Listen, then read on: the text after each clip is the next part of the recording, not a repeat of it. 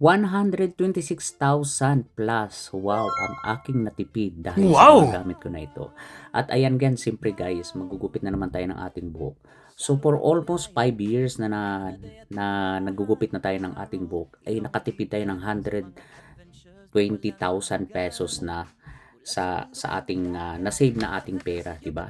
Ayan guys, may import tayo diyan, yan ang ating bagong import na bili ko lang yan ng $4 dito. So, kailangan natin ng extension para sa paggugupit. At ayan pala ang aking unang razor. Nabili ko lang yan na 900 pesos. So, sa 5 years, 16,000 pesos na ang aking natipid dyan. At ayan, mumurahin lang rin naman yan. Pero okay na yan para hindi naman natin kailangan ng mamahaling mga gamit para basta alam na natin gamitin, di ba? Linangin lang natin ang sariling atin. At siyempre meron tayong mga panggupit diyan, di ba? Para lumipis ang ating buhok. Nasa lang yan, 4KD. So 400 pesos. At ayan, mga pangpangpag ng buhok at mayroon din yung siyempre may powder yan sa loob. At ayan ay pang-ipit yan sa mahaba nating buhok habang tinitira natin yung gilid ng ating ulo, di ba? At yan ang pinakabago din sa akin na yung wall na yan. So 2 years bago pero 2 years ko nang ginagamit yan, guys. Ang natipid ko diyan ay nasa 1,300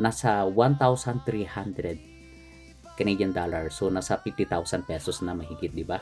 So yan guys. So kung sumasumahin niyo yan guys sa loob ng sa 5 years, di ba? Ang laki ng natipid natin.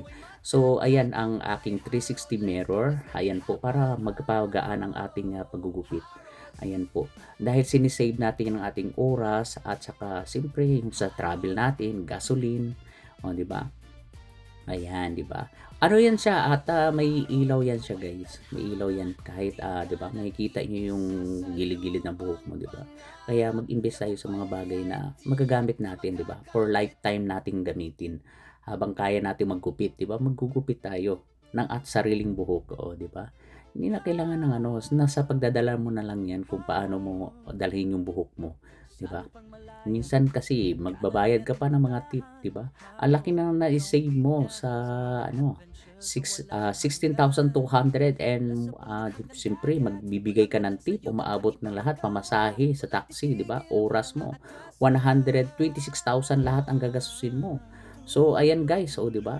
Ako lang nagugupit niyan guys. Kaya 'di ba? Kulay na lang ang kulang niyan. Magkukulay na lang tayo para siyempre ang ating edad ay nagkaano at pumuputi ng ating buhok yan. Pero ganyan pa rin, pogi points pa rin tayo guys.